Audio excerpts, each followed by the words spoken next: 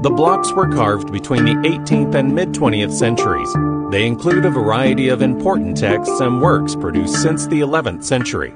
Their content covers various aspects of traditional Tibetan culture. The ancient printing blocks have been passed down to the present day. Although they have undergone many changes and have suffered from natural disasters, including damage by insects and rodents, they have been preserved intact to this day.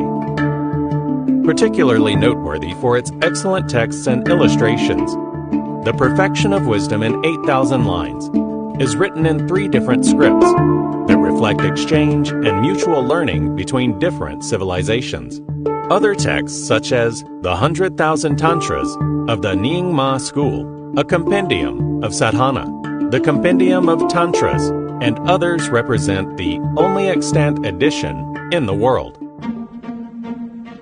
The Kangyur, the collected translation of Buddha's words, and Tengyur, the translated treatises on the teachings of the Buddha, printed in the printing house, are renowned as models for subsequent editions. It is especially noteworthy that Derge houses printing blocks for precious texts that have been lost at home and abroad. History of Buddhism in India and History of Buddhism in Han Chinese region are among such rare texts. These block-printed texts and works cannot be found anywhere except at the Derge printing house. Such texts embody the characteristics of authenticity, rarity, uniqueness, irreplaceability, and completeness that are associated with the Derge printing house. The printing process of the Derge printing house is complex. It maintains a fine division of labor and strict quality control. It occupies a unique position in the history of block printing of humanity.